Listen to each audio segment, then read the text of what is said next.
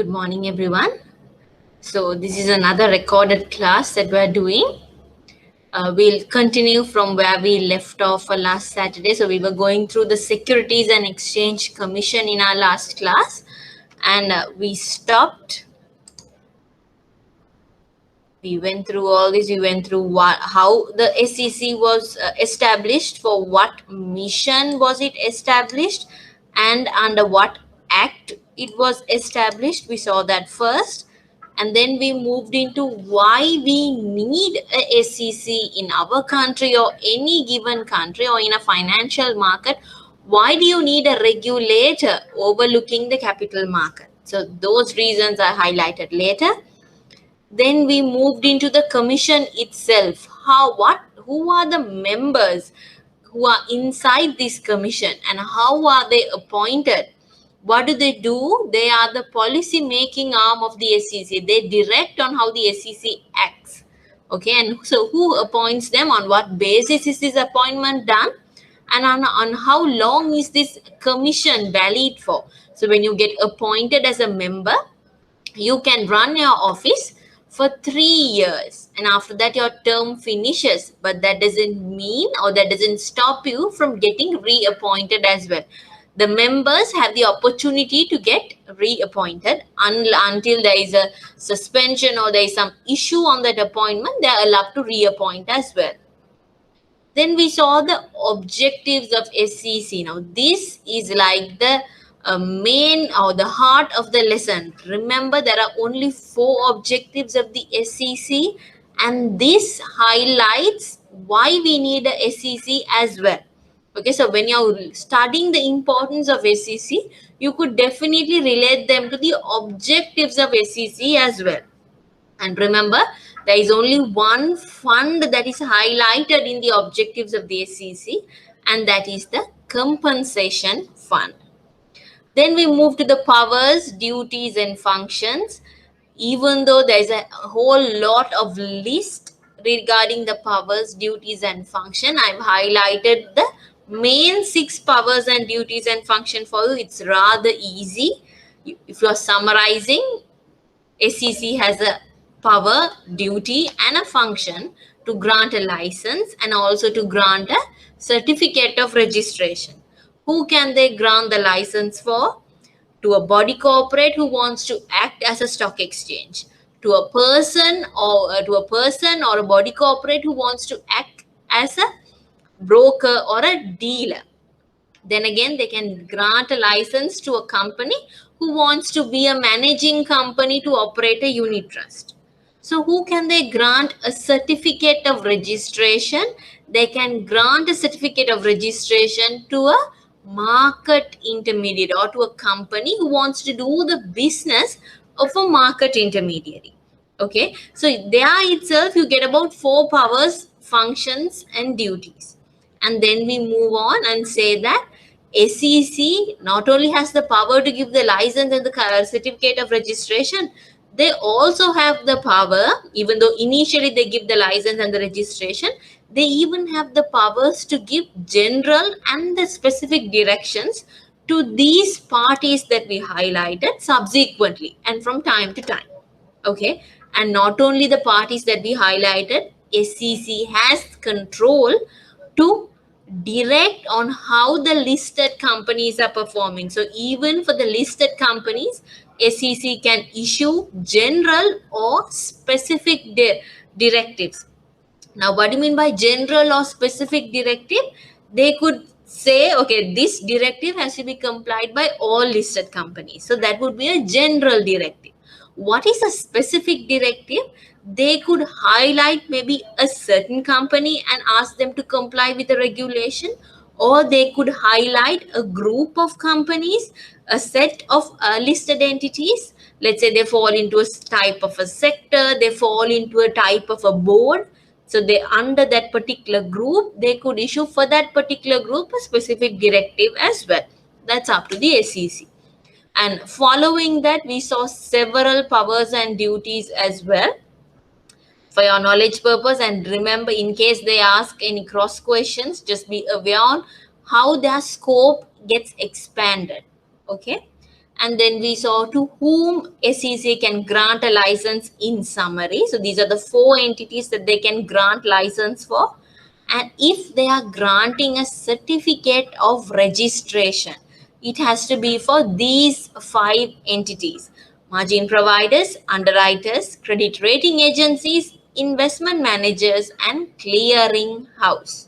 Okay, highlight, remember these, that only these 5 are entitled to be registered as a market intermediary.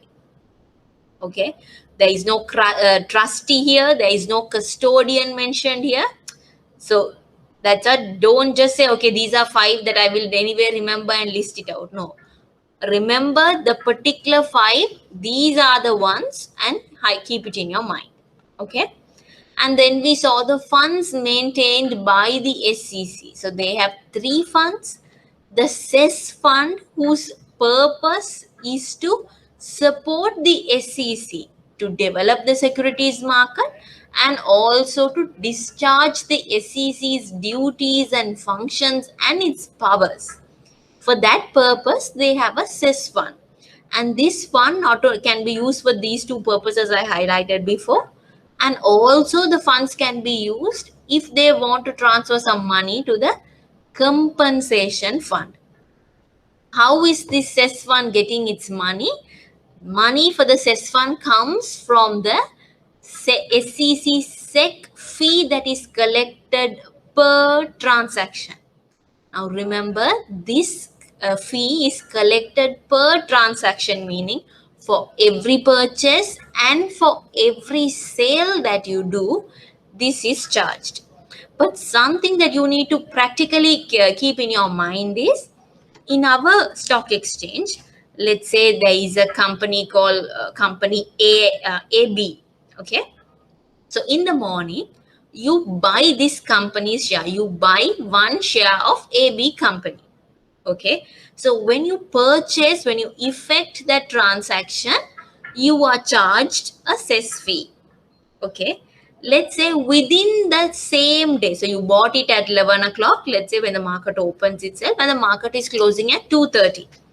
When the market is closing at 2:30, around 2 o'clock, you get a better price and you get to sell that share. The 1 share that you bought at 11 o'clock that day, you sell it immediately at 2 o'clock itself. Because you are trading on the same stock, which means AB company's share, you bought it in the morning and you paid it in the within the day, and you sold it within the day, you are charged your brokerage and your transaction cost only once. Because it's for the same share, you can't get charged twice. Only on one instance, you are charged all your transaction costs. So when you bought the share in the morning, you are charged the entire transaction cost. I told you the total of all transaction costs comes up to about 1.12% of your transaction value. Okay, so that is charged in the morning. Let's say that same share you're selling it in the evening. Okay, you're selling it in the evening, in the afternoon around 2 o'clock. For that, it's just the complete sale. You're not charged any transaction cost. So even though here we highlight cess is collected on every purchase and sale, just keep that at the back of the mind. If you do a transaction within the day for the same share, then you're charged the transaction cost only once. But let's say I bought AB company's share at 11 o'clock in the morning. I get charged for transaction cost today at 11 o'clock. And then I sell BC company's shares by 2 o'clock. It's 2 different companies' shares. So I'm anyway exposed to the transaction cost twice. Okay, just have that at the back of your mind. And the cess rates differ from security to security. You don't have to know the rates in particular. It's frequently adjusted with the gazettes, but understand that the cess rate depends on the type of the security as well. Okay. Then we have the compensation fund and the guarantee fund coming in. These two funds are broadly available to protect the investor. Compensation fund is there to protect the investor if a licensed broker or a licensed dealer who has agreed to do a contractual obligation and defaults on that. So there is a loss that the investor will have to bear. To protect him from that loss, compensation fund is available. Settlement guarantee fund is to guarantee the settlement of the trade between the participants in the CDS. Why? The day you do the transaction is not the day that you settle the transaction. You do settle the transaction on T plus 3 days. Okay, so between that time, there's a time gap.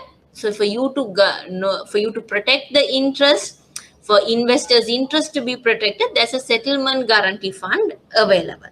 For these two funds, the main source of inflow comes from the parliament, and for compensation fund, the amount can come even from the cess fund as well. And also, here a broker or a dealer is doing a mistake, right? He has agreed for something and is defaulting on that. So the SEC can charge a fine or penalty on them, and such a penalty can also be credited to the compensation fund. Okay, so far compensation fund and settlement guarantee fund has not had any claims. What do you mean by that? No investor had suffered a loss and asked for a claim from SEC. Look here, I have suffered a loss, pay me my money. There's no such claim as of yet. Okay, it shows, it's an indication of how well the market participants are working. Then we saw the main offenses. The highlight of the main offenses was insider dealing and front running. I've uploaded a separate set of slides for you on front running in case you need a write-up apart from the explanation I gave to you. Okay, so front running on a general basis, it's an illegal practice. Why? You're doing a transaction on advance using non-public information and using material non-public information. Okay, so it's a kind of a market manipulation and an insider trading, but there are differences between insider trading and front running as well. Insider trading is usually done by an employee of a company, of a listed company, who knows what is happening inside that company. Okay, front running is done by either a market intermediary such as a broker or a market supporter such as an analyst. So analyst is also a market intermediary, but they are there to support a transaction indirectly. Okay, so from those two parties, front running could be done. It's not necessary that they are a insider listed company to get such information. So as we discussed in the last class, there are three ways of doing the front running, where you anticipate large future transactions that comes from a broker. You could anticipate big news affecting the price of a security, so that comes from an analyst perspective. And then thirdly, from an index front running. And out of these three, I have highlighted index front running is not illegal. It's a kind of a trading strategy that is used. I've told you, usually when a particular stock is going to be included in an index, they will publish that. Okay, so when they publish it, there is a implementation date, there is a effective date. Okay, so what happens is there is a gap between the date of disclosure and the implementation date. Between those two days, there will be a lot of investors collecting such a share. Okay, why are we saying that this is not illegal? Because already the market is aware about it. You're not acting on it before the market knows. It's not a non-public information. It is a public information, and you're acting on that before it is implemented. That's why we are saying it's front running. Now you have to understand Why is this a form of front running? Before the share gets included in that index, you are starting to buy that. Okay, but why is this not illegal? Because the market is already aware about it. You do a disclosure, and from that disclosure date to the implementation date is where this front running happens. Okay, and then we saw anticipating large future transaction. This is one of the examples. So from a client, a broker gets a particular order which is of a large substantial order, and they know that this order will drive the shares price. So what do? They keep it on hold. They'll say, okay, look, let's keep this on hold for some time and let me collect for myself first. Okay, so this is kept on hold, and the broker will place the order for the same stock in his own name first for his benefit. Okay, and then the broker will place the customer's order. So before the customer, you are front running. The broker is front running and placing his own interest. And when this bulk order goes through, the price of the stock will shoot up and give a return. We give a quick return to what the borrower bought. Okay, that's what you call a front running, and more specifically, it's an example for the first type of front running. And we said anticipating news affecting the price of a security usually comes from analysts, where they know that such an investment recommendation is going to come out and this will impact the stock, and before such a news comes out, they act on that news. Okay, so you could refer this for you to know additionally about front running. Then we saw about insider trading as well. Remember, insider trading is illegal, but that doesn't mean directors are not allowed to trade at all.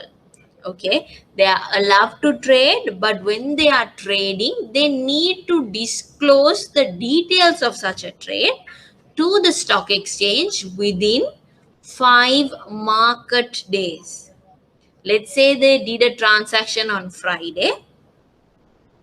Saturday, Sunday, you don't count. Next week, before Friday, they need to make the announcement. Within the 5 market days, they need to disclose, did they buy or sell, how much did they buy or sell, at what price did they buy or sell. Okay, you could see that in the stock exchange as well. When you go to a stock exchange, under the, you go to the main website and scroll down, you could see companies disclosures are given down. So here you can see dealings by directors. So dealings by directors, it says acquisition of shares on this day, this quantity and this price. See, again, this is an acquisition. This is also purchase of shares. Because the market is a bit moderate at this time, there are a lot of people collecting shares.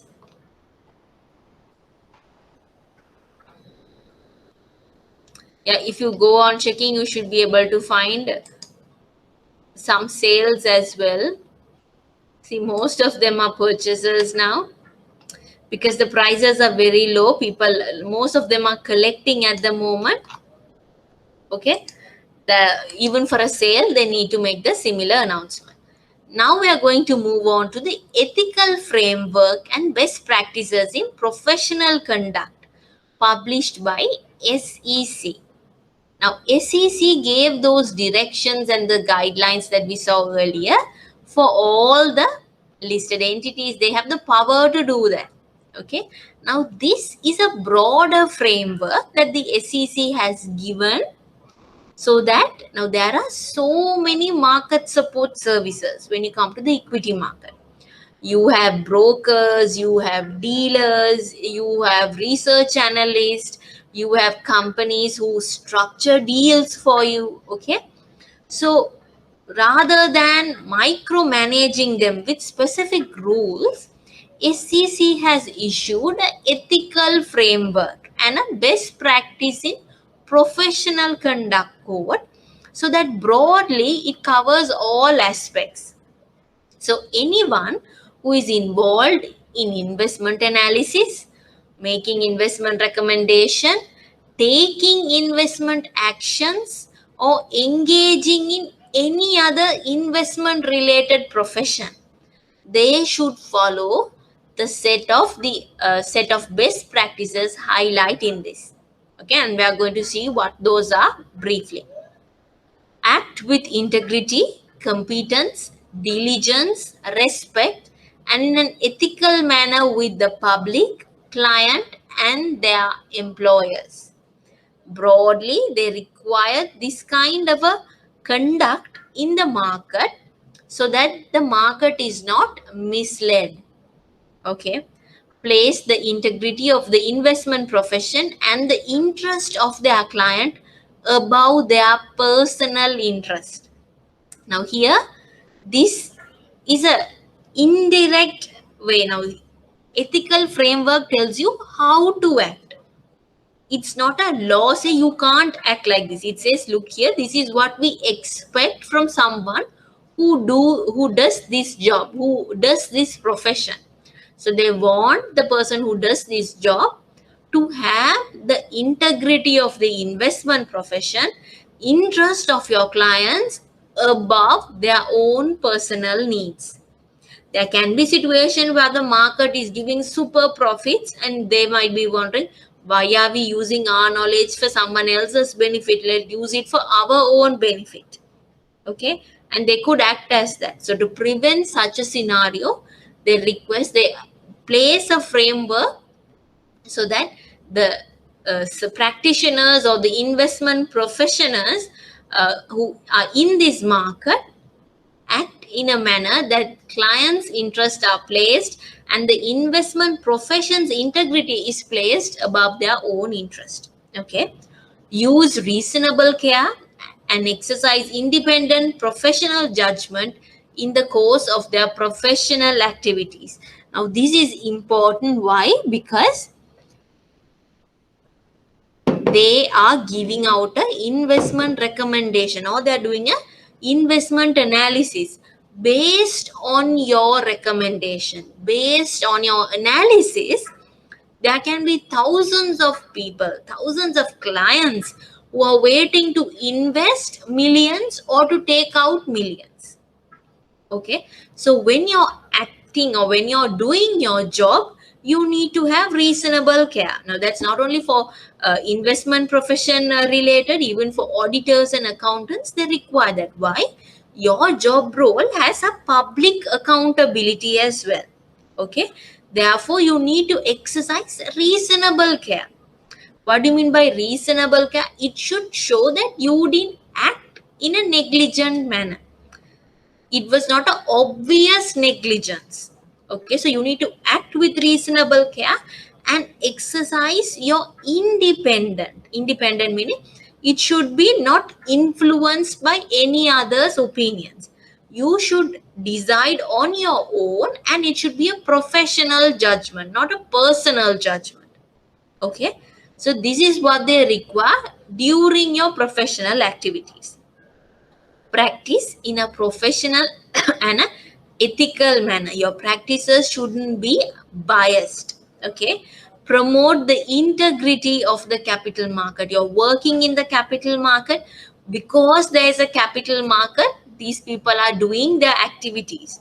Okay, so at all times uphold and promote the integrity of capital market without harming that. Okay, and maintain and improve professional competence. What do you mean by that? You have to be qualified to do this investment profession. Not everyone can do be an investment manager, right? You need to have some kind of theoretical knowledge, academic knowledge, and even practical knowledge of the market. Okay, so for you can have that, true, but you need to maintain that and you need to improve that as well. Okay,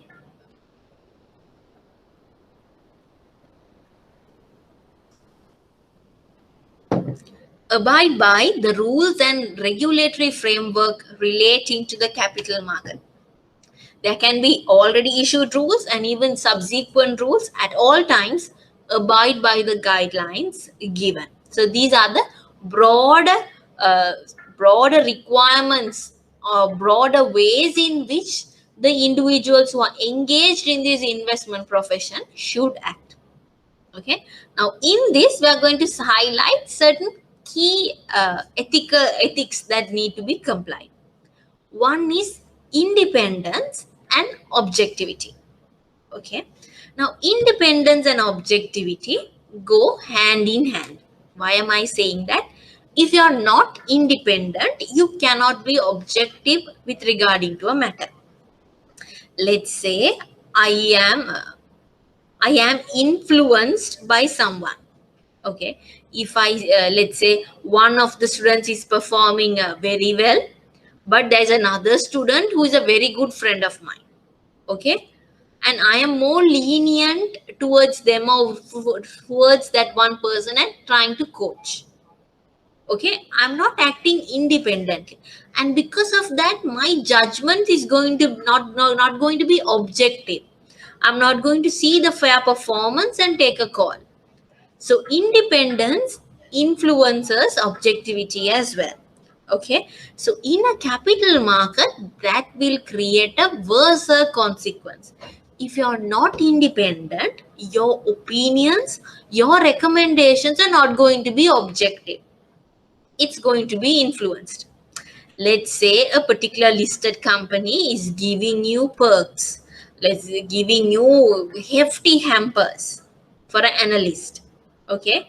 Now the analyst is dependent on that company. They cannot act independently. Now for a company who's giving, let's say, not only the hampers, that company, let's say it's a hotel, so every year they're giving free stay at their presidential suite. Okay. So this analyst is now influenced, is dependent on that. Let's say the company is actually performing bad, but the analyst cannot issue a statement saying the company is bad. Why? They know if the analyst announces, look here, it's a sell recommendation for this company, the company will withdraw the perks. So the analyst is now dependent on that. So can the analyst for a hotel management company who's nearing a collapse situation, ideally should give out a sell recommendation. Can the analyst act objectively and give out the recommendation? No. The analyst is now biased, independence is compromised, and has to now lean on to the company and give a better outlook. Okay. So that's what we are talking about, independence and objective. Now, what's the consequence when they issue such a biased recommendation? Millions of people could continue to hold their asset. Others could buy that company share and lose out their money, which could be millions. Okay. So the consequences are very high. So the ethical framework says, look here, independence and objectivity will be compromised whenever these three things happen. These are the broader things that happen. When these three happens, we consider that as a compromise on or a breach on independence and objectivity. Let's see what these are. When the companies give benefits to analysts to seek expanded or favorable research coverage. Now, these benefits could be monetary, could be access to certain information that the other analysts don't have. Okay. So that's what this is a broader framework. They are not giving the micro level breaches. Okay. So whenever a company gives undue benefit to analysts to either, let's say, to make a better expanded detailed research. Okay. Or they give out a very favorable research, then that's a compromise on the independence and objectivity. Now, I hope you could understand whenever I say research, what I really mean. Let me Google and see whether I could get a research report for you.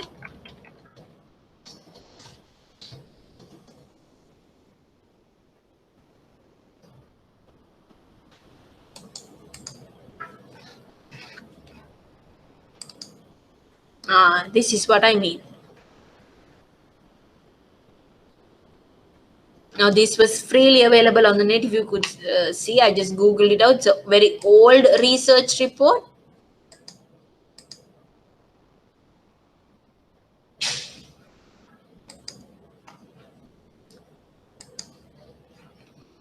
So here you could see the recommendation is a strong buy. It's not just a buy or not just a trading buy.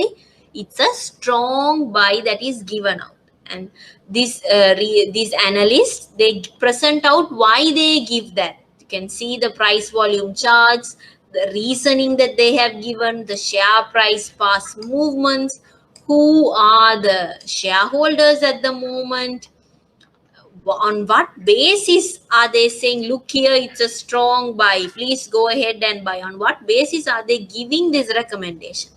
And what are the risks? Are there no risks or are there some risks? The risks are also highlighted. And the detailed valuation, now this is how a equity valuation goes through. See, they have done the fair valuation and they're saying this company's share could go up to around 209. Okay, this is the in detail report. This is what I say, a research report. Okay. So this is issued on John Keells Holdings PLC. Why did I search on that in particular? Because it's a very it's a well-known share. A lot of foreign investors are very keen on this share. So almost all research companies have an analyst who cover JKH. Okay, so this is something another research analyst has covered for and given out the recommendation. Okay, now here you can see the analyst who gave this recommendation, what are their certification and their disclosures are given in page 5. So when you move to page 5, you should be able to see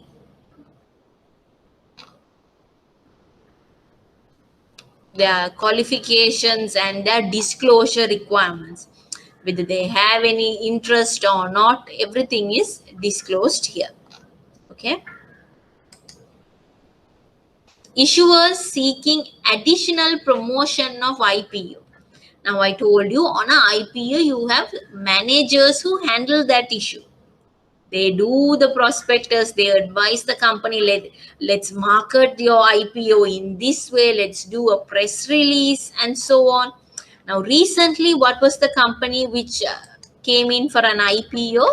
Windforce. Windforce, it's a renewable energy company that was recently listed. All the applications were taken, I think, on 24th of March. Still, it didn't start trading. Okay. Now, here you could see prior to the IPO opening date. Okay, opening date was just 3 days ago, somewhere close to 24th, if I'm correct. Okay, you can see several articles about this company. Now, earlier we might not been aware about this company. Okay, but from recent times when they call for IPO, you would see a lot of advertisements, a lot of articles about this company, what this company is doing and so forth. Why do they do that? Because the managers advise, look here, you might be, if it's an unknown company, you need to have more visibility. So we need the investors know what you're doing, your actions and everything. Okay, so there'll be a lot of press articles about this company, a lot of advertisements on the IPO. Okay, so in addition to that, certain issuers would ask additional promotion. They would say, oh, let's do some, let's hype up the IPO like this. Let's put out this announcement. Let's do these ways. So doing those could hamper a objective and independent work that could have been done. Okay. Brokers seeking additional commission from fund managers. Now, why are we only highlighting on fund managers here? Fund managers are people who manage funds. What are funds? Fund is a collection or pool of money that is collected from several small investors. So imagine a size of a fund, it could be billions. Okay. So for a fund manager who manages billions of money, if they do one transaction, it could be at least 100 million. Okay. So if a broker gets one transaction from that manager, it would be a very huge commission fee. Why? The commission is a percentage, the percentage of the transaction value. So whenever someone does a high transaction value, they get a larger commission. So fund managers who manage a huge portfolio is capable to give such large volumes. Okay. So brokers lean on fund managers. Okay. And when they ask or they require additional commission from fund managers, let's say for executing the trade at better prices, they are compromising or impacting the other investors who are losing out. Why? You're losing out on other investor interest because they also want to buy the stock at the lowest price possible. But what is the broker doing? Requiring for an additional commission, you are giving out the best price stocks to the fund manager. Okay, and that's going to hamper the independence and objectivity of a broker. Okay, so to rectify these three, the SEC requires to do the following. To rectify these three possible threats or possible compromises to independence and objectivity, what should you do? There should be a restricted list. Okay, let's say a company is giving out benefits to analysts, then the research company should have a restricted list where they need to disclose, look here, we have this kind of a relationship, we have this kind of amount coming from the company gave us this, therefore we don't issue research recommendations for them, we don't do a report covering this company, we have a stake on this company, we have a shareholding on this company, then again it falls into a restricted list where we don't want to issue any recommendation. Okay. Other one is they usually have a gift register. Okay. Well, if you receive any gifts from any listed companies, you need to mention that as well. Okay, that's, I think that's even available for a lot of bankers because then you could be biased to certain companies. Okay. And second one is limit gifts. If there are gifts handed out to analysts, there should be limits on that, curtailing it so it's not a material gift for the analyst to be influenced. And reimbursement of expense arrangements should also be curtailed. Why? If you have something like that, the promo or the managers could go out of the way to do certain promotions to certain issuers. Why? They know that they will get reimbursed. Okay, so that also should be limited. Then misrepresentation as misconduct. What do you mean by misrepresentation? Simple. You are representing something wrongly. You're giving some untrue statements of a fact or some statement which is false and misleading. Okay. Now, this does not have to be only written form, nor doesn't have to be in advertisement or something. Even if you do it orally, even if you do it via an email, still it falls into misrepresentation. Okay. Now, let's say you are an analyst. Okay. Everybody knows that you're working in this research company as an analyst. Okay. You're talking to few of your friends and let's say you are saying, oh, the market is now at a risky position. Let's say the market, assume that the market is on a risky position. Okay. You know that, but what you do, you are not supposed to disclose that. Okay, but you tell your friends at a meeting, at a get together, oh, now the market is performing very well, good time to enter the market. You make a statement like that. Because you are an analyst, knowing your capacity, there can be someone who's trusting on your statement and would be keen to enter the market. Okay, now what you made is a false statement. It's misleading. Believing on you, they could enter the market and lose out the funds. Ideally, what should be done? If you know something confidential, if you feel that is risky in the market, something fishy is happening in the market, let's assume, then you should say, sorry, I can't comment on that. That would be the ethical way of acting. Sorry, in my capacity, I'm not aware or I'm not in a position to comment on that. That would be good because you're not misleading anyone. Okay, or you're not making any personal judgments and damaging the integrity of the capital market. Okay, but if you make even false or unknown, you don't know, but you're just making from your own thinking, those could be also false. It's not backed by facts. Okay, then it becomes a false statement. So broadly, investment professionals or even market intermediaries, their employees, their agents should refrain from making those representation even knowingly or unknowingly. Okay, with regarding to any analysis, market comments, actions, or any professional related actions, they should refrain from such representations.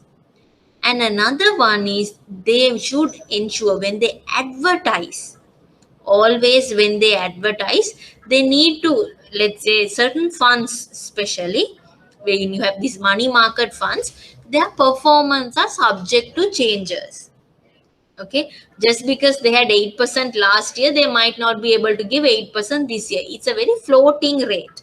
Okay, so whenever they advertise, they are mandated to disclose at least at the bottom, saying that the past returns, the future returns are not guaranteed by the past performance. They are mandated to put that statement. Why? Just because you put 8% on an ad, there can be certain investors misled and put all their money with you but not get that 8%. Okay, so they need to highlight that at the end of ads. That's why I mentioned at the last point, there should be no guarantees on investment performance where the returns are not guaranteed. If you can't guarantee a return, don't put it out as an ad and say you can guarantee your investment performance. That especially if you go through daily FT in the in the first few pages also, you should be able to see that whenever there is an ad, especially with relating to certain funds, uh, they disclose that. Now for some reason the subsequent pages are not shown here.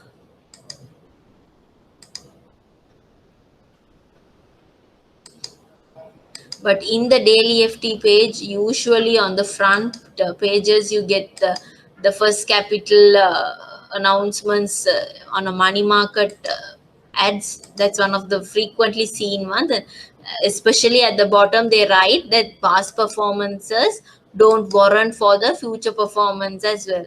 So if you have time, just go through an ad and have a look at it.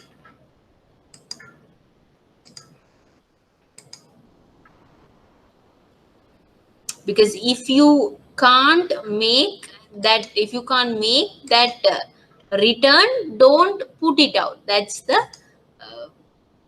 what they are highlighting. If you can't give that return, sustain that return, don't put an advertisement which indicates like that or which shows a picture like that.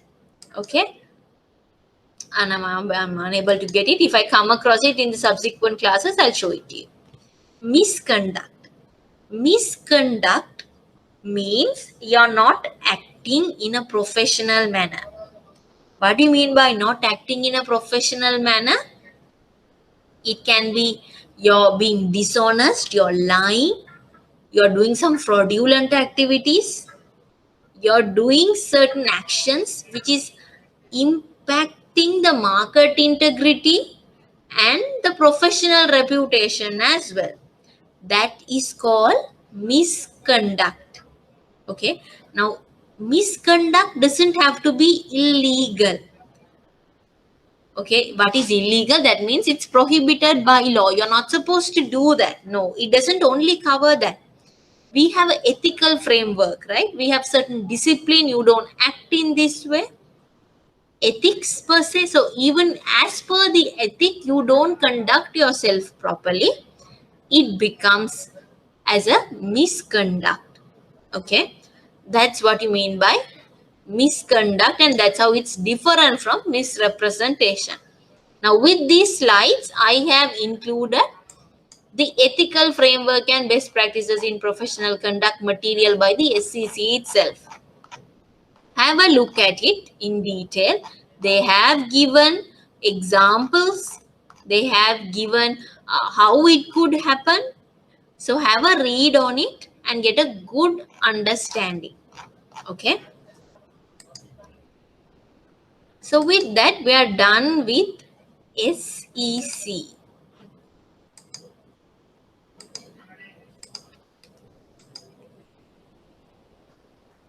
Okay. And now we are going to start our lessons on financial market service providers.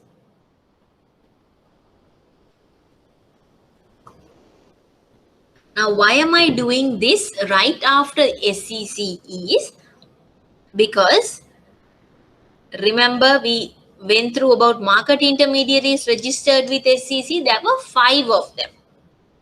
Including those 5, there are some additional market intermediaries as well. Okay, so we are going to know who they are, what they do, okay, and what are their function, how are they different from each other is going to be our focus point today. All right, so our first and main financial service provider is a broker. I told you in the last class as well. What does a broker do? It's a PO intermediary role. They are there to act as an intermediary to make sure that the buyer and the seller is meeting. Okay.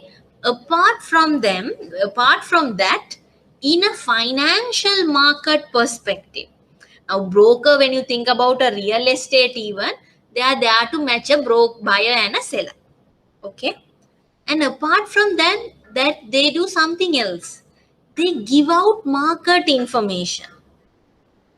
If they have some certain sellers who price a house in a certain way, they say no, look here, this area is a good area, why don't you price it a bit higher? Okay, they give out that market information. Or let's say they approach certain buyers and they give some no, don't go buy in that area, that area is not good. Market information, that's in terms of a real estate. Why am I giving you that example? It's very easy for you to understand. In a financial market, what happens? Very same thing. You have stockbrokers, correct? Stockbrokers who take the orders of the buyers and the sellers and execute. They do the intermediary role. Apart from that, they give out market information as well. If you're someone who's trading in the stock market, you definitely know when you give an order to your broker will say, no, now it's not a good time to put this order. The price is a bit too high. Let's wait till the price comes down. It's a small hype. Price will come down. Let's execute the order then. Okay. Or when you put out order, let's say the broker will say, no, don't buy that stock. We have a research report coming, or there's a research report of ours which says it's a sell recommendation. So don't go and buy that share. Or let's say a broker is usually backed by an analyst team as well, where they issue a buy recommendation. They give that information to all their customers. Look here, there's a buy recommendation. If you want to buy, let us know. If you want to buy, let us know. Okay, so they do both these functions, act as an intermediary and also disseminate market information to the clients. Okay, now what is the key word here? They act on behalf of their client, which means they don't act in their own name or in their own account. In finance term, you call this as Brokers do not take any positions. What do you mean by that? They don't take a buy position and they don't take a sell position. Position meaning, do they deal in their own account? So brokers are not supposed to do that. They are not supposed to buy in their own name and then sell it in their own name. They just make two parties meet, the one who buys and the one who sells. Okay. And what is their commission? What is their return? The revenue for a broker is a commission. Usually this commission is fixed and it depends on the transaction value. We saw that in the last class as well.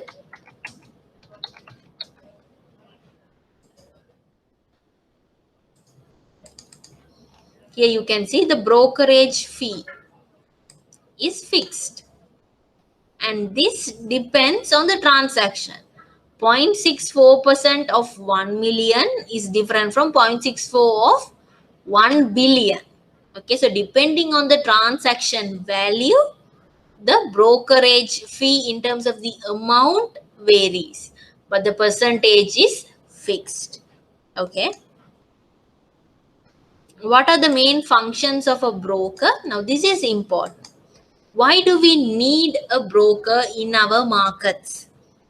First thing is, they are there to ensure that there is market liquidity. They make sure that a stock has a the stock has a buyer and a seller. They create the buyer. They go in search of the buyers. They go in search of sellers, and they ensure that there is reasonable liquidity. You could sell out and exit at any time. That's what you call liquidity, correct? So they ensure that that is available, and they also respond rapidly to client needs. Secondly, they are there to maintain the confidentiality of their client transaction. Now, in capital market, there are certain information that is made public, but certain information are not supposed to be made public. Let's say I want to buy 1 billion shares of JKH.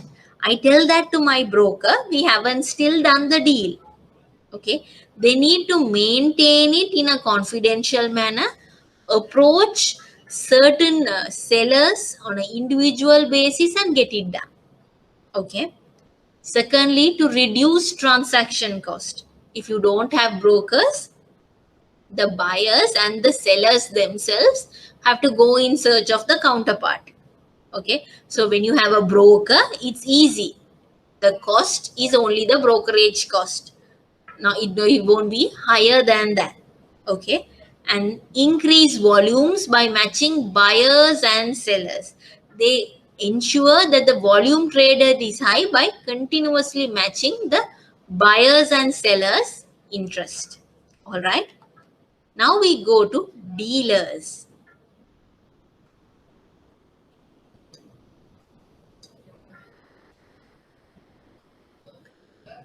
What do dealers do? Simple. Dealer is very different from a broker. Dealer does transaction in their own account. They are a market intermediary. They're a financial market service provider, but they are not essentially a intermediary per se.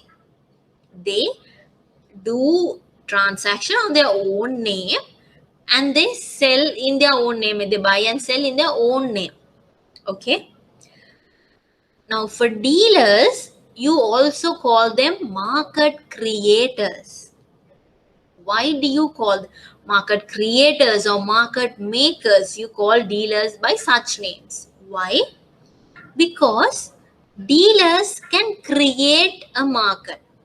They can be the buyer to an unsold share and sell it off at a very good point.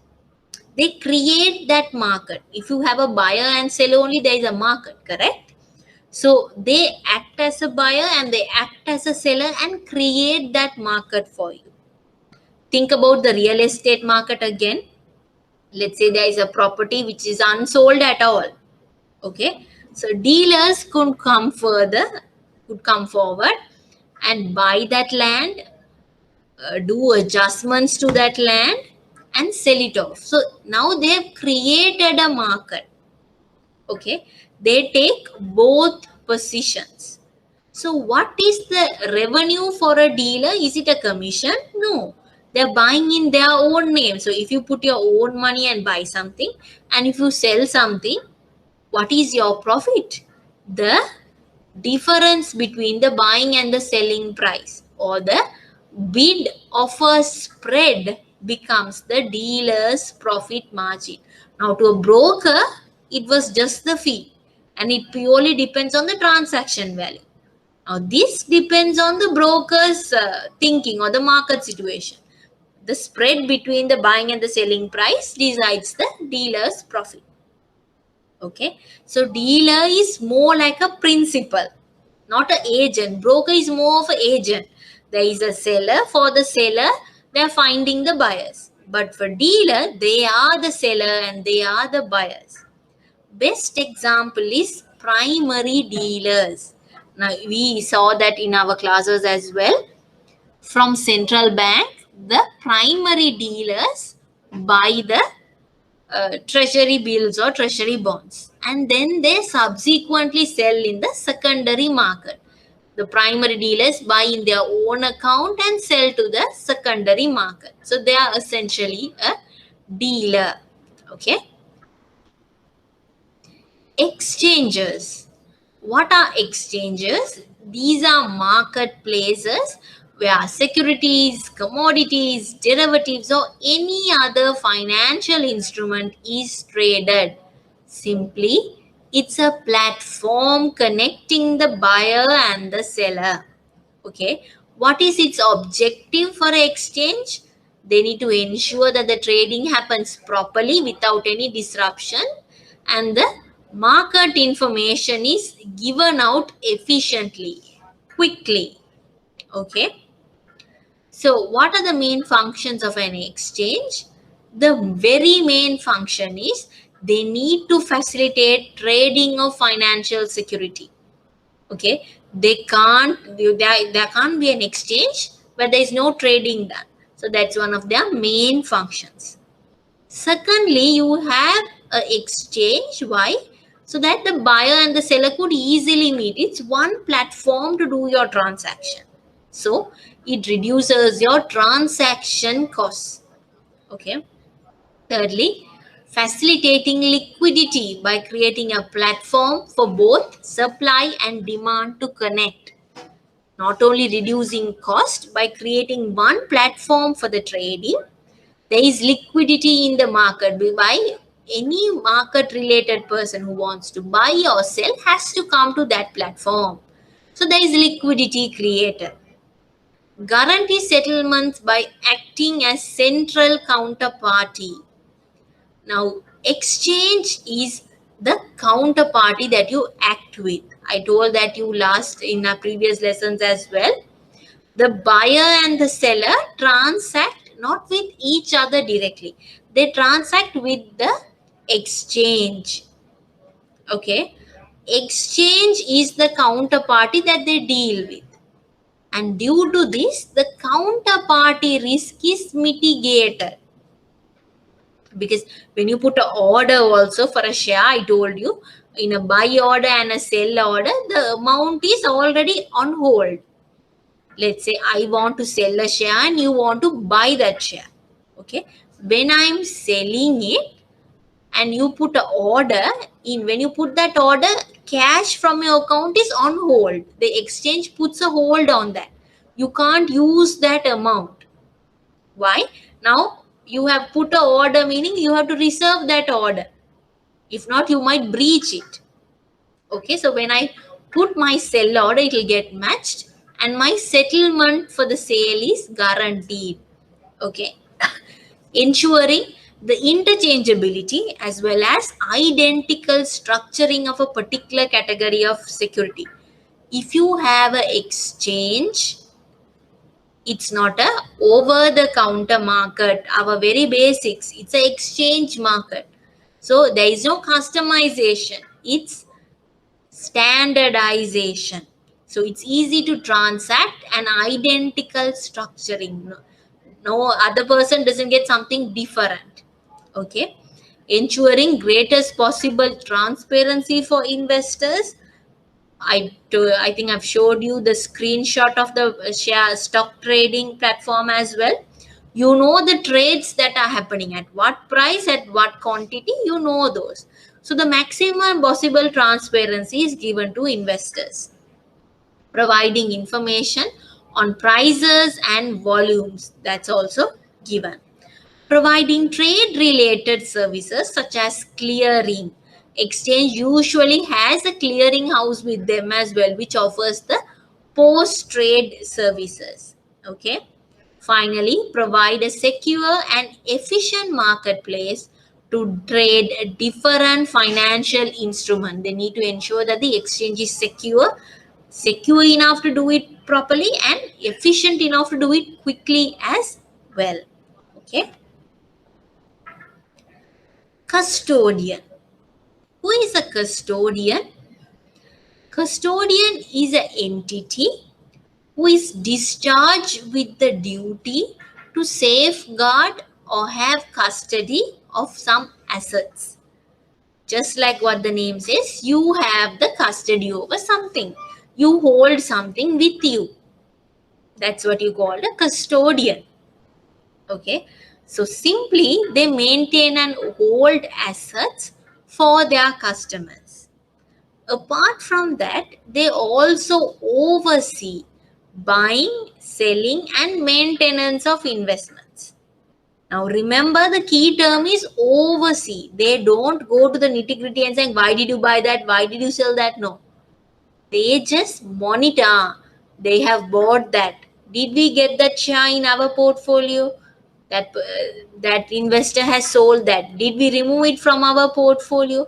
They just see whether the buying and the selling is updated and the investment is maintained correctly. Okay, it's updated regularly is what they are looking at. Okay, so similar to a clearing house, custodian also discharges post trade services. What do you mean by post trade services? Now you have certain services that you discharge when the trade is happening. Now brokers and all do that. After the trade is done, after I put my sell order, you put your buy order, and our orders match, the trade is executed. After this, what is our requirement? If I sold, the stock should move from my account to your account. Money should come from your account to my account. The shareholder list for that listed company has to get updated. My CDS has to get updated. Your CDS has to get updated. Okay. So these are the post-trade services given out. Okay. So the custodian, just like a clearinghouse, ensures that the trades can be settled. There is actual money to settle this by this date. And the investment or the asset will come to them is ensured by custodian. Okay, that is one similarity between the custodian and a clearing house. But most frequently what students confuse is a custodian and a trustee. Now custodian, what do? They actually hold that asset with them. The shares, let's say whatever shares you buy, the share details and all is held with the custodian. They keep it for safekeeping with them. But can they influence the investor's decision? No, don't buy that share. No, that is in violation for certain things. No, that's not their role. They don't have the authority to do that. Their role is to physically secure the asset, make sure that the buying and the selling is updated in their statements. Okay, but trustees are different. You are entrusted with something. Trustee hold the interest of the investors at heart. Okay, now especially if you have a fund manager who's managing a portfolio where the amounts are collected from thousands of investors, to represent those thousands of investors, you have one trustee. Why? The trustee should ensure that the investment manager is acting in a certain way. Okay, so the trustee has the authority to make management decision. They monitor the actions of the investment managers. They ensure that the managers are acting according to the mandate, according to the procedures, and they are allowed to make that management decision. But trustees don't necessarily hold the assets with them. That's not one of their duties. Okay, so that's how a custodian and a trustee are differentiated. Clearing house. Now, we told earlier as well, custodian and a clearing house both provide post trade services. What does the custodian do when a trade has happened? They monitor, okay, they oversee, okay, there's a buying and a selling done. That means there should be a security movement, there should be a security going out from us, there should be a security coming out, coming to us. Okay, in a clearing house, what you do the trade settlement. You clear that transaction. Okay, so what do? They hold the securities with them and they ensure that the transfer is done.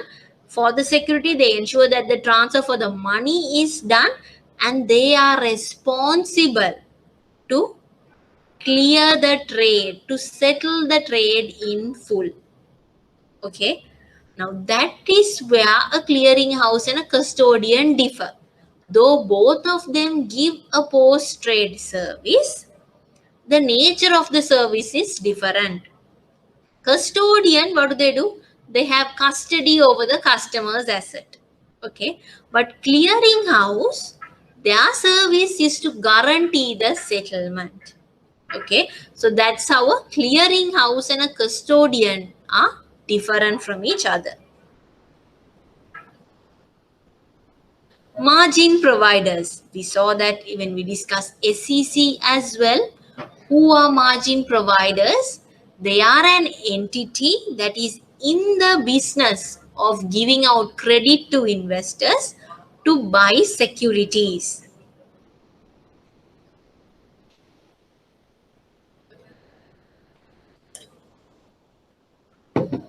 Usually, a lot of the brokers act as margin providers as well. If you go to the SEC annual report, I think I showed it to you in the last class as well.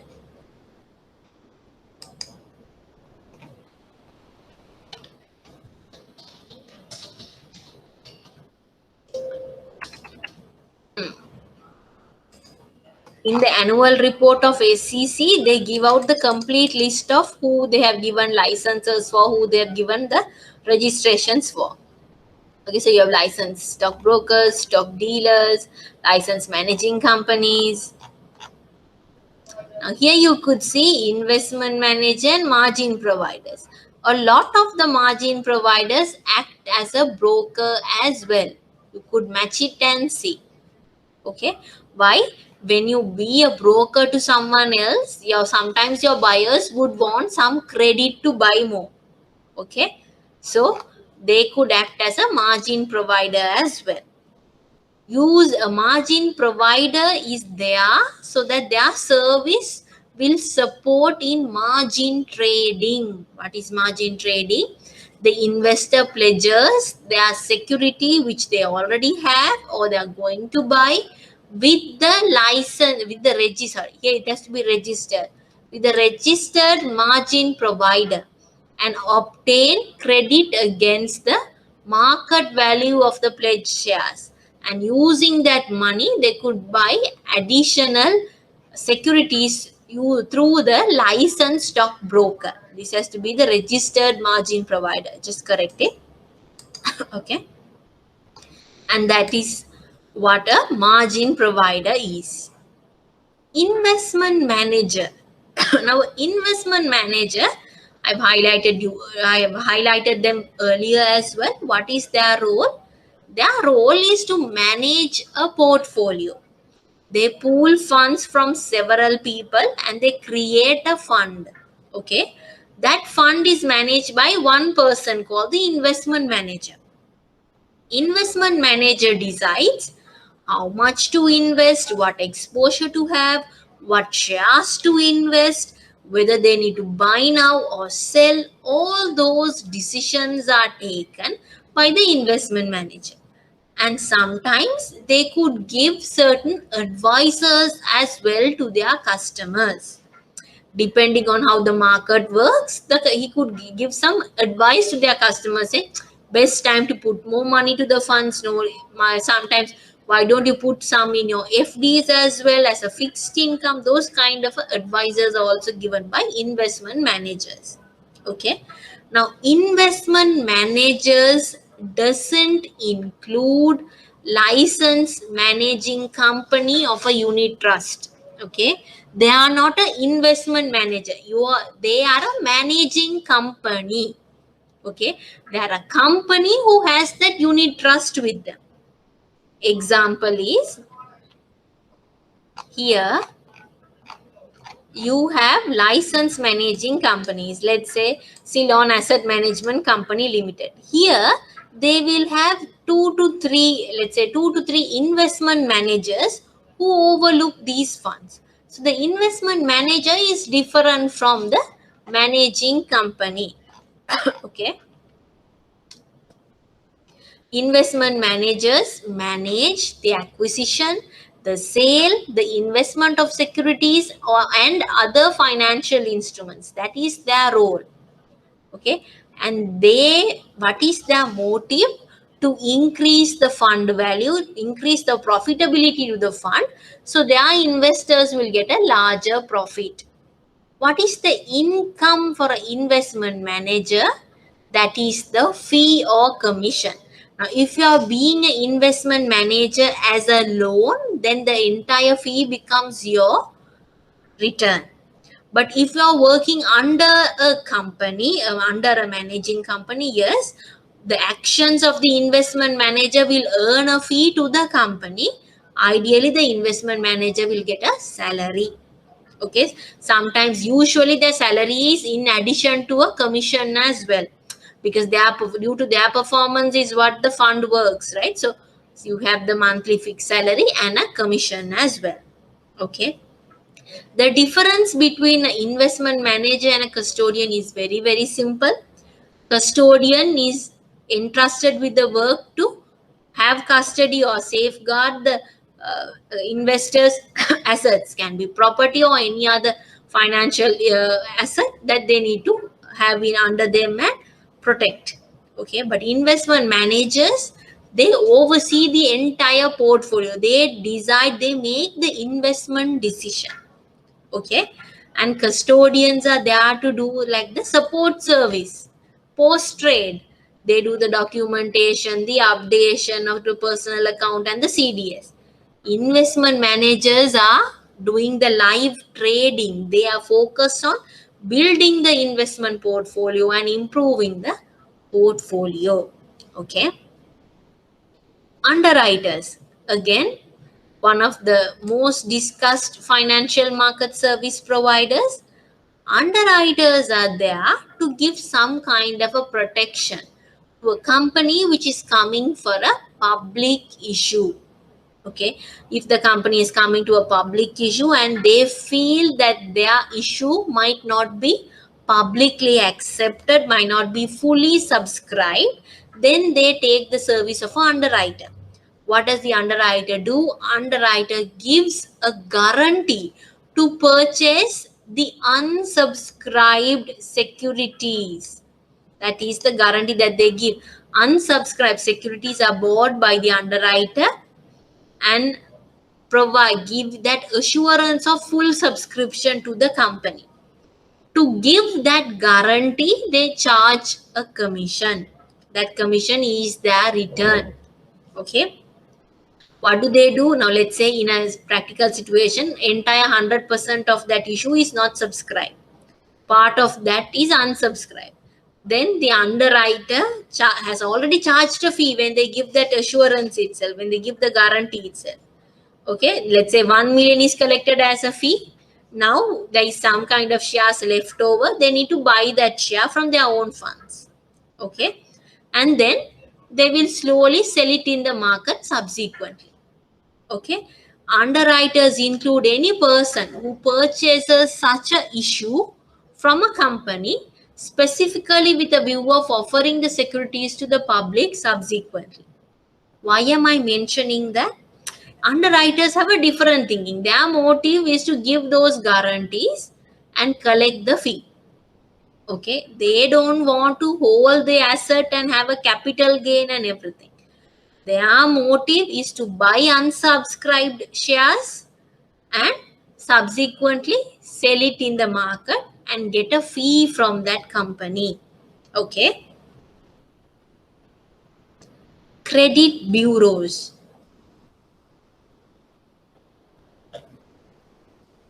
Credit bureau, do we have a credit bureau in Sri Lanka? Yes. Our Credit Information Bureau, CRIB. As a banker, CRIB is something that you should be very, very familiar with.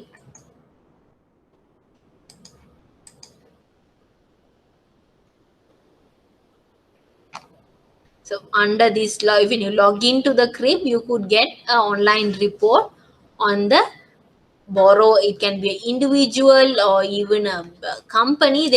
You could get the past history of that company. Okay, so what is their role? It's an entity that collects information from various sources, and they provide credit information on individuals or even on an institutional borrower. What kind of credit information is that? Information relating to the previous loan performances. Why do we need a credit bureau? So that informational asymmetries are avoided, especially between borrowers and lenders. Now, as a banker, do you know 100% information of your customer? No. They might not disclose as well. Okay. So, for you to avoid that asymmetry, some information that you don't know that about the customer, that the customer is hiding.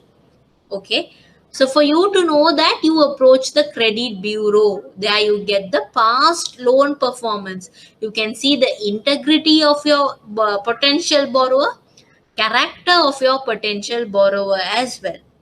But what is the focus point here? Historical credit information. You don't get future information about the individual or the institution. Okay. Now with this, I would have given you two attachments. Now these are specimen CRIB reports. In case you had not seen one, now this you can directly download from CRIB itself. They have some specimen reports. I have taken it from that. This is not a real customer. Okay. So this is an individual CRIB report. You can see individual customer's name, NIC, all the details that they would have submitted to a financial institution is given here. And if there's any different addresses, those are also given here. Okay. The designations that they have given for each, let's say for different banks, are also given here. Okay. And all their financial liabilities. As a borrower, how much of facilities do they have? As a guarantor, how much of facilities have they given the guarantees for? Because guarantee is also their commitment, right? If that other borrower didn't pay, the guarantor has to pay that money. So that also becomes part of their obligation. Okay. And here you could see if you have certain banks reviewing the status of the borrower, those are also given. Let's say you approach a bank called Z, and that Z bank has analyzed your CRIB and not given you facilities. Then whenever they access the CRIB to monitor, get your information, that is also given here. Okay. And then you could see your past credit information. You can see here For the past years, how have you been performing? If you have been regularly paying it correctly, it falls as a okay. If you have occasional delays, it appears as a yellow. If it's a red, no, you have completely abandoned paying that. Even now, it's unpaid. Okay, that's what is denoted here. So this shows riskiness of that customer. Look here, the customer is someone who has borrowed from another bank or a financial institution and has not paid it yet. It's a non-performing loan. Those kind of informations are given here. In addition to that, if there's any check returns, those are also here. Again, with the reasons, the remarks on which they have returned it for. This is for a person. And the same you could see for a company as well. Now, this is a company. Company addresses, company details are given. And whenever there is a bank which which gets a report on them, those are also is appeared here. Again, here you could see as a borrower, how much have they taken, as a guarantor, how much of guarantees that they have given, all of them are reported. And a similar report you could see for a company as well. When they have taken loans, whether they have breached loans in other banks, those are also highlighted here. And even for a company, any check returns are highlighted subsequently. Okay, this is how a credit bureau will give out their information. Credit rating agency. Now, this credit rating agency, we even saw that earlier. What do? They assign credit rating to issuers of debt obligations, to debt instruments itself, or even for structured financial products. Now, this is something that we are going to see in our next class. Structured financial products. You have securitizations and all being covered there. Even when you go for such a product, you have to carry a credit rating. Okay, so the rating agency give ratings to issuers of debt obligations, debt instruments, and even for structured financial products. Now, can you see anywhere that they give ratings to individuals? No. Then it means that rating agencies do not cover individuals. They only cover institutions. So that is one difference between a credit bureau and a credit rating agency. Both of them give credit information. Okay, that's the similarity. Both of them will give you credit related information, which will help you decide whether this person can repay your loan or not. Okay, but credit bureau gives the information for both individual and institution. Okay, but credit rating agency only covers issuers or institutions and their issuances, the instruments, not the individuals. Okay, and another thing that the rating agency does is they look at the past information, correct? How in the past, how has this been, how this company has been performing, have they been doing well, is something that they look for, but mainly their focus is on future of the customer. So credit rating agency analyzes information which is past, present, and future. They cover all three time periods with regarding to their information. Now, if you go to ICRA,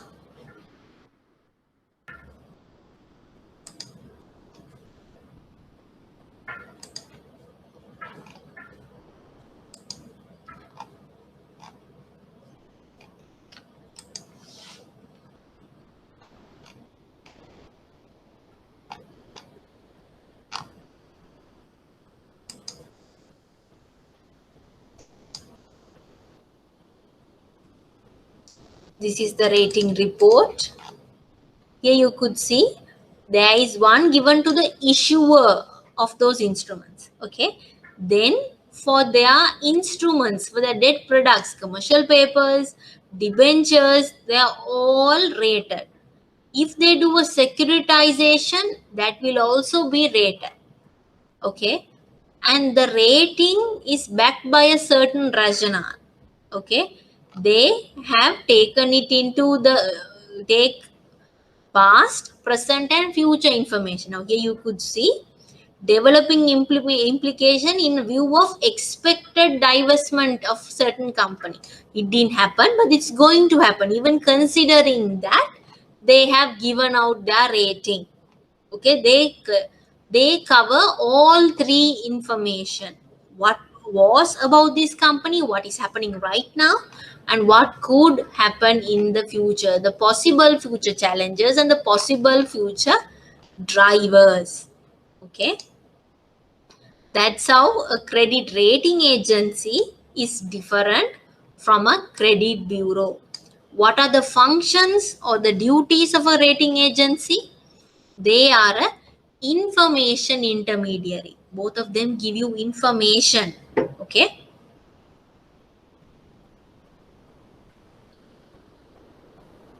Through that information, they try to reduce informational cost. If you don't have a rating agency, the information has to be collected by the investors themselves. Okay, which would be of a higher cost. So to reduce that, you have such agencies, and they also help to promote liquid markets and to increase potential borrowers, because it's easy to lend, correct? Easy for investors to give their money for in such instruments as well. Why? Because they know it carries a good rating. Okay, easy for them to make their decisions as well. Okay. Credit rating agencies were heavily criticized, especially during the global financial crisis that happened in 2008. Okay, and these grounds is how they were criticized. One thing was, they now, especially when you do the structured financial product lesson, I will talk about this again. The credit rating agencies misrepresented certain risks associated to the debt instrument. Remember, they need to give a rating on the debt instrument as well. They misrepresented that risk. They worded that risk in a very, positive manner. They didn't highlight on that much. Okay. Other one is, the rating agencies come up with very complex model to calculate the probability of a future default. Okay. So when you have such complex model, the increased complexity reduces the reliability of the model. How do you know that you can rely on this? It's too complex. You have taken so many into consideration. You don't know how it is structured. Okay. So that created another issue. Finally, 2 points that were highlighted was that the rating agencies didn't take the possible decline of the asset prices as a concerning matter. Now, the financial crisis, when we move to the financial crisis lesson, you will know that it happened. There was a low lending period. The interest rates were reduced in US, and that allowed increasing lending pattern. And with that lending pattern, a lot of them started taking mortgage backed loans, keeping their houses as security. And that period, the banks actually liked it because the house prices were escalating. The rating agencies didn't factor in, oh my god, what if the asset prices collapse? Okay, they didn't take that into the consideration.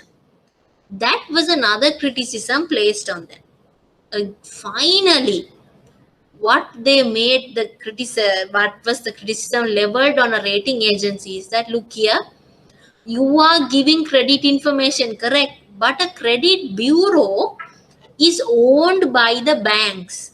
Banks have the stake. So the bureau can act independently. But the rating agency is a private company. They get their money from the company they are rating. Okay, it's a issuer pays model. The company that I am giving the rating for is the one that is paying me. So can the rating agency give an independent rating? Is what they raised as a criticism. What if there is a biasness? What if they give a better rating for a company which gives a better price?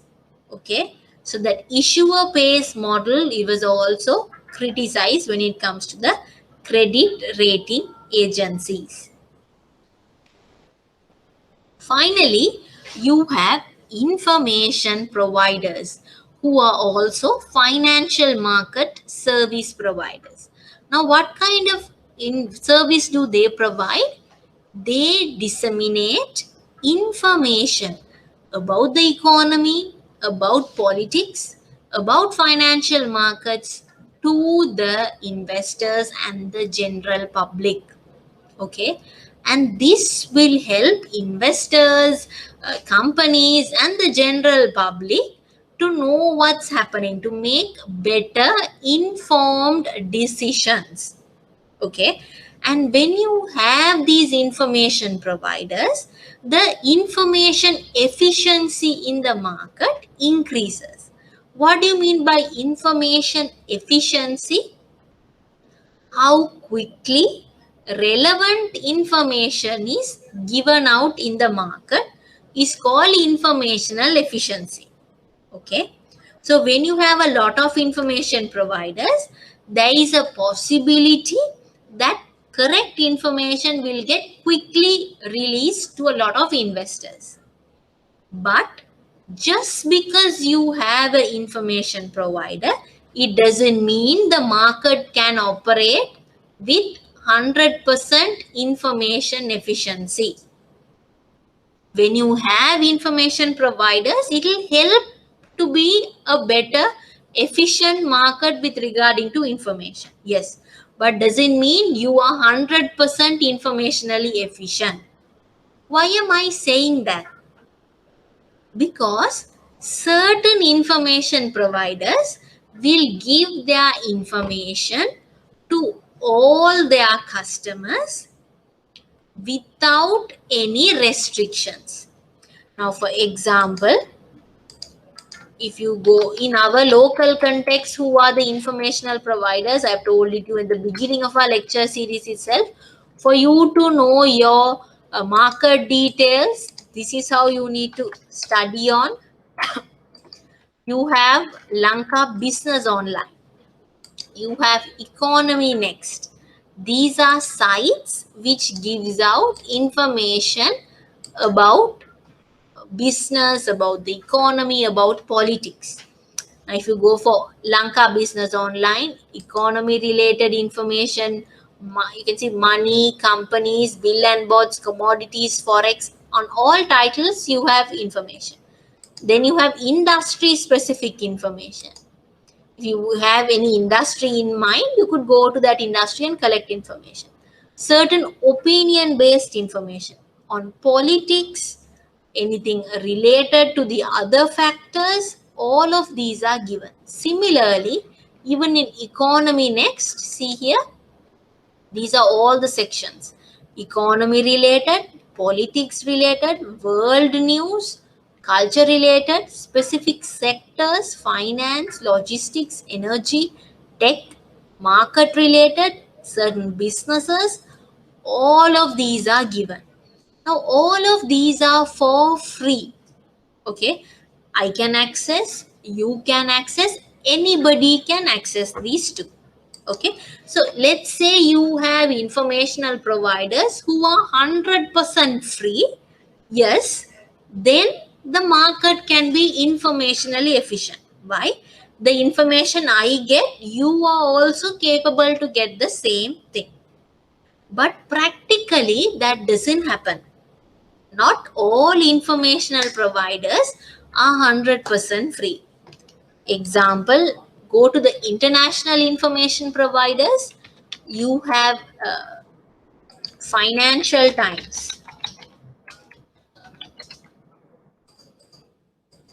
You can have CNN.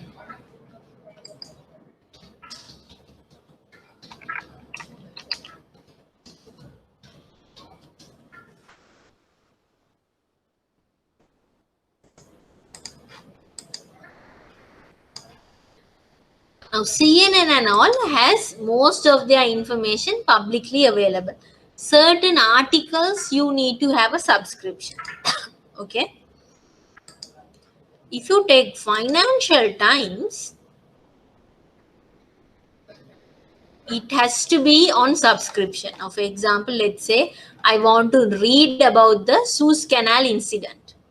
You should know what's happening in Suez Canal. One of the biggest incidents that are happening, that's a ship stuck, obstructing the ship movement from both sides. So there's a lot of shipping related issues that is currently happening, especially on the international trade side. So have a look on it. Now here you could see I clicked on that article, but I can't read it. You have to be a FT subscriber to read this. To be that subscriber, I need to pay for it. Okay.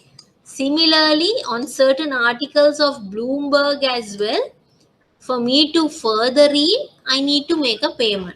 Certain articles are freely available, but here you can see your monthly limit of free content is about to expire. It's not always free. It has to be on a subscription basis.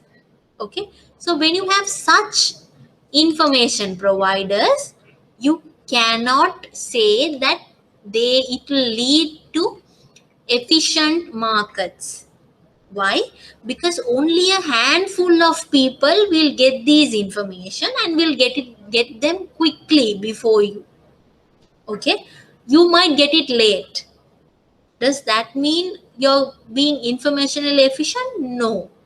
So just because you have information providers, it doesn't mean that the market is an efficient market. Okay, that's the reason behind that. Another set of informational providers is PO information providers. PO information providers is they don't act as an intermediary at all. Their role is to give information only.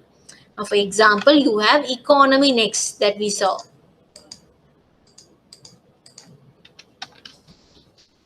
Okay. Economy Next is just the information side. There is no any, they don't buy and sell anything. They are not a market intermediary. They give just a support service, information provider only. It's a pure information provider.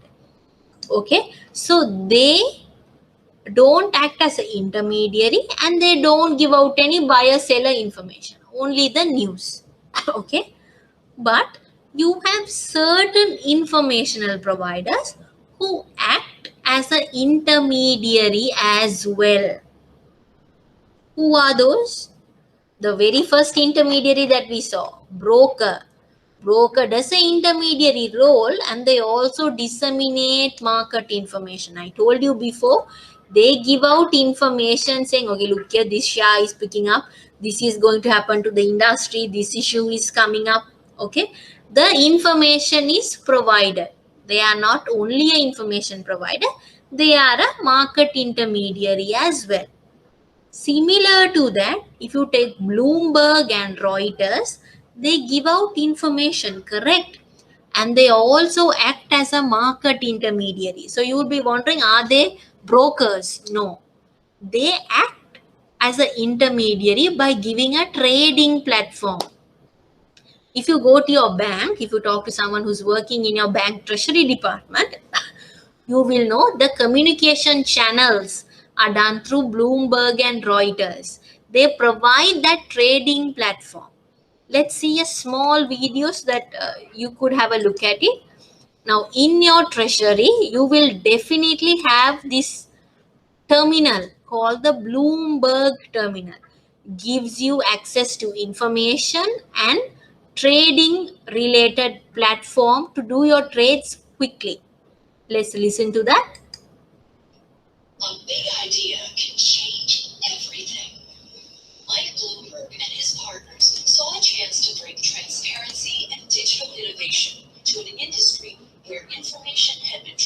start from the beginning.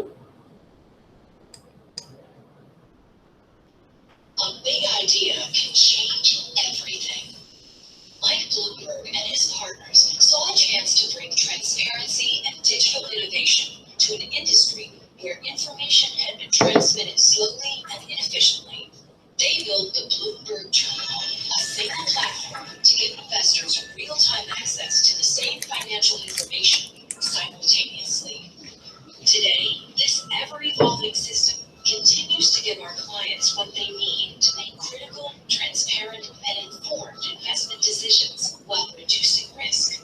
And Bloomberg continues to anticipate and engineer solutions to meet their needs, always staying ahead of changing industry standards. Seeing opportunities and doing what others can't or won't. It's how we've worked from day one, and it's what drives us forward today. With thousands of technologists, analysts, reporters, and researchers in more than 175 locations around the globe, we will never stop building, growing, innovating, and fostering greater transparency. We are a business built on change, and our ability to connect people throughout the world also enables us to see opportunities to make positive change for the whole planet. Through Bloomberg Philanthropies, we invest almost all of our company profits to address the most urgent public challenges, generating the greatest good for the most people. In this constantly changing world, Bloomberg helps clients solve problems and seize opportunities, never settling, always striving to help others and improve the world around us.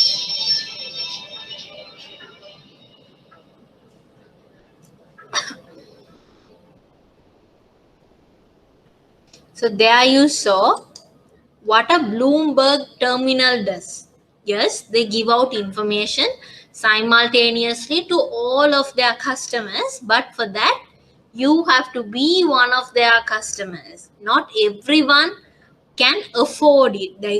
It's a hefty amount. I think, if I recall correct, just to get one terminal gets a huge cost. Okay, so usually it's in the bank treasury that you have access to, not others, and that huge cost cannot be borne by any individual, correct? So that provides that asymmetry. Okay, so there you could see a information provider who's not a pure information provider but acting as a market intermediary as well.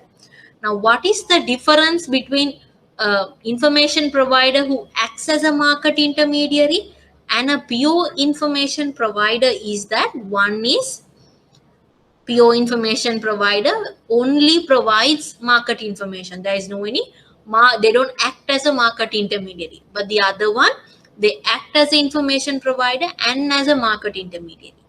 And the second difference is that a pure information provider gives the market information to everyone. There is no restriction. To the general public, the information is given out. But the information provider who acts as a market intermediary gives out the market information to their customers only. Now, if you take a broker, they are a information provider and a market intermediary. They provide their information to their clients only, not to the general public. Okay, so the coverage of their market information is limited when it comes to a information provider who also acts as a market intermediary. We saw that even with Bloomberg, even with Financial Times, only to a selected crowd they cater for. Okay, so with that, we are done with market in the financial market service providers as well. Here, our main objective was for you to understand their role and how each other is different. Okay, you need to know that how each of them are different from each other. Okay, my plan was to go through this and have a look at financial market crisis, but we don't have sufficient time to go through financial market crisis at the moment, but it's already uploaded for you. Have a look at it. We would have another class on Friday, where on that day what I'm planning to do is we are going to start on structured financial products. So your attention is very, very much needed for that lesson. After that, we will move to the financial market crisis. So financial market crisis could be a recorded session for you, because it's not a huge weightage. Usually you do get a question, but it's something that everyone could easily understand. You have three important lessons coming up next. We have structured financial products, we have derivatives, and forex to look at.